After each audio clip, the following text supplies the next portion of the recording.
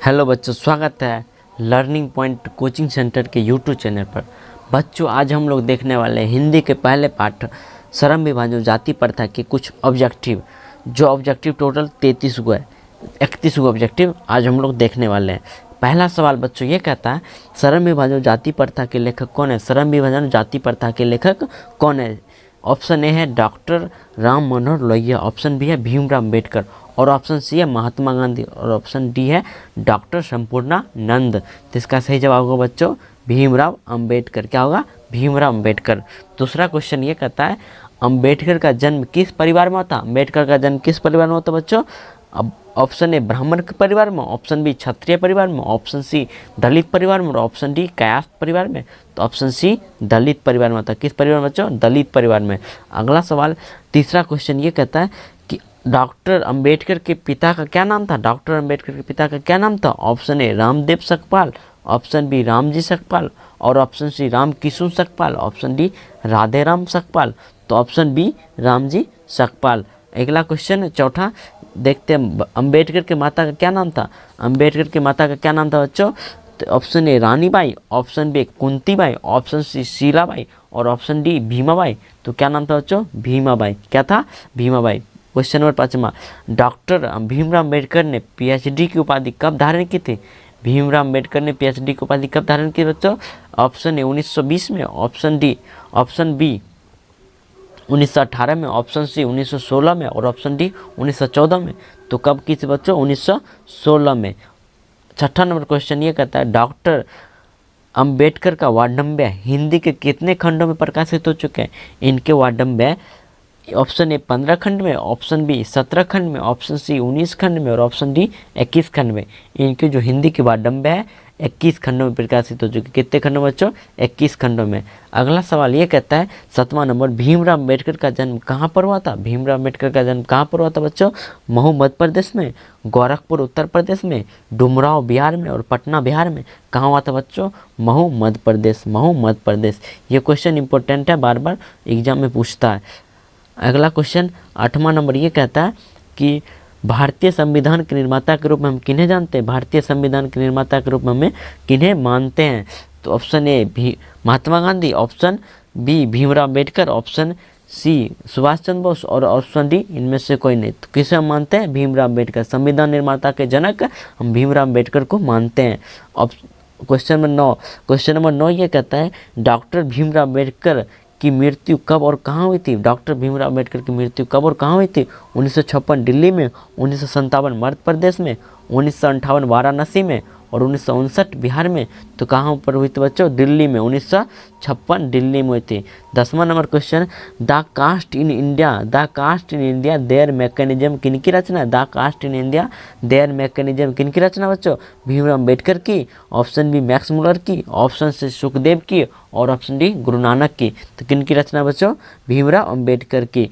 अगला क्वेश्चन ये कहता है, 11 नंबर, अम्बेडकर के भाषण एनिहिलेशन ऑफ कास्ट को हिंदी में रूपांतरित किसने किया? एनिहिलेशन ऑफ कास्ट को हिंदी में रूपांतरित किसने किया? Option A Kishorilal, option B Mohan Vajpayee, option C Lalai Singh Yadav, और ऑप्शन डी इनमें से कोई नहीं। तो इसका सही जवाब होगा बच्चों ऑप्शन सी ललई सिंह यादव ने किया था। अगला सवाल 12 नंबर ये कहता है, मानव मुक्ति के पूर्वदा किसे कहा गया? मानव मुक्ति के पूर्वदा किसे कहा गया? नलिन बिलोचन शर्मा को, यतीन्द्र मिश्र को, भीमराव अम्बेडकर को, और अमरकांत को। भीमराव अम्बेडकर को किससे कहा बच्चा? भीमराव अम्बेडकर को। अगला सवाल देखते हैं 13 नंबर ये कहता है कि भारत में जाति प्रथा का मुख्य कारण क्या है? भारत में जाति प्रथा का मुख्य कारण क्या है? भारत में जाति प्रथा का मुख्य कारण ऑप्शन ए गरीबी है, ऑप्शन बी अमीरी है, ऑप्शन सी उद्योग धंधों की कमी है, ऑप्शन डी बेरोजगारी है। तो भारत में जाति प्रथा का मुख्य कारण है बेरोजगारी के कारण ये लोग जातिवाद की बात करने लगते हैं। क्वेश्चन नंबर 14 कहता है, जाति प्रथा स्वाभाविक विभाजन नहीं है। क्यों? क्योंकि यह भेदभाव के कारण नहीं है, शोषण के कारण नहीं है, गरीबी के कारण नहीं है, रुचि पर आधारित नहीं होने के कारण यह स्वाभाविक विभाजन नहीं है, रुचि पर आधारित नहीं होने के कारण। अगला सवाल 15 नंबर कहता है, लेखक की दृष्टि में विडंबना की बात क्या है? लेखक की दृष्टि में विडंबना की बात क्या है? जातिवाद के पुस्तकों की कमी है? नहीं है। जातिवाद के पुस्तक नगण्य है। आर्थिक दृष्टि से जातिवाद उचित है। जातिवाद लोकतंत्र के विरुद्ध नहीं है, तो ऑप्शन ए जातिवाद के पोषकों की कमी नहीं है। 16 नंबर क्वेश्चन ए कहता है लेखक की दृष्टि में आदर्श समाज कैसा होना चाहिए। लेखक की दृष्टि में आदर्श समाज कैसा होना चाहिए, जिसमें स्वतंत्रता, समानता और भ्रातृत्व का भाव हो। तो जिसमें स्वतंत्रता, समानता और भ्रातृत्व का भाव हो, ऐसा लेखक की दृष्टि में विडंबना की बात कही गई है, आदर्श समाज होने की बात कही गई है। क्वेश्चन नंबर 17, क्वेश्चन नंबर 17 ये कहता है लेखक बेरोजगारी का प्रमुख और प्रत्यक्ष कारण किसे मानते हैं। लेखक बेरोजगारी का प्रमुख और प्रत्यक्ष कारण और शिक्षा को मानते हैं, जनसंख्या को मानते हैं, जाति प्रथा को मानते हैं और उद्योग धंधों की कमी को मानते हैं। तो 17 का क्वेश्चन का सही जवाब हो जाएगा सी, जाति प्रथा को वो प्रमुख और प्रत्यक्ष कारण मानते हैं बेरोजगारी का।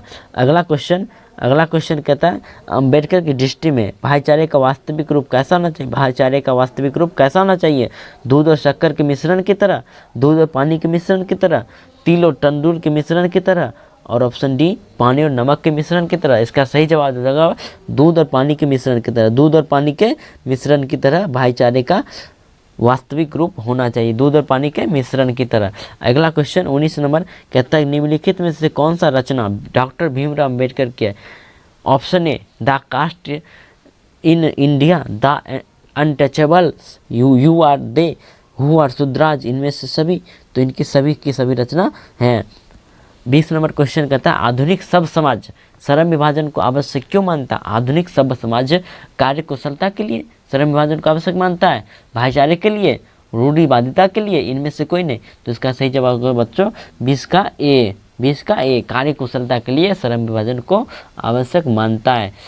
और क्वेश्चन नंबर 21 कहता है कि अंबेडकर के चिंतन व रचनात्मक के लिए प्रेरक व्यक्ति थे। उनके चिंतन और रचनात्मक के लिए 3 प्रेरक व्यक्ति थे। कौन कौन थे, बुद्ध, कबीर और ज्योतिबा फूले। तो इनमें से सभी क्या हो जाएगा बच्चों, इनमें से सभी। इनका सही जवाब होगा इनमें से सभी। 21 का डी। अगला क्वेश्चन ये कहता है कि 22 नंबर जाति पाति तोरक मंडल भाषण लाहौर में कब हुआ था। जाति पाति तोरक भाषण मंडल लाहौर में कब हुआ था बच्चों, 1942 ईस्वी में, 1940 ईस्वी में, 1936 ईस्वी में, 1938 में, 1936 में। कब हुआ था, 1936 में।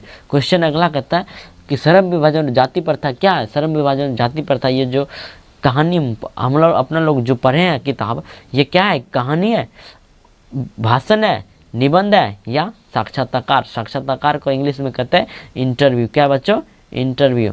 तो ये एक निबंध था। क्या था बच्चों, एक निबंध था, ये एक निबंध है। तो जाति प्रथा और श्रम विभाजन क्या है, एक निबंध है।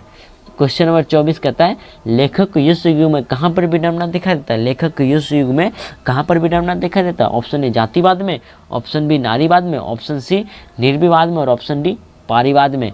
तो कहाँ पर दिखाई देता है बच्चों, जातिवाद में इनको दिखता है विडंबना।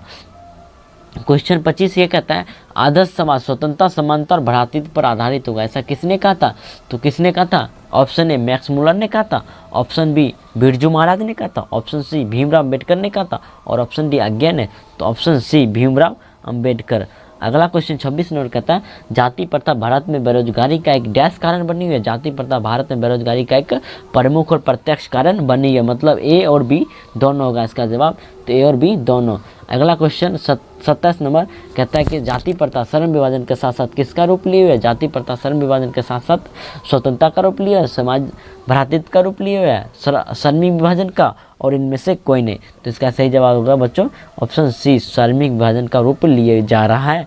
28 नंबर क्वेश्चन कहता है डॉक्टर भीमराव अम्बेडकर ने किस प्रथा को आर्थिक पहलू से खतरनाक माना है। ऑप्शन ए सती प्रथा, ऑप्शन बी दहेज प्रथा, ऑप्शन सी जाति प्रथा और ऑप्शन डी इनमें से कोई नहीं। तो किसको माना बच्चों, ऑप्शन सी जाति प्रथा को। ऑप्शन सी जाति प्रथा को आर्थिक पहलू से खतरनाक माना है।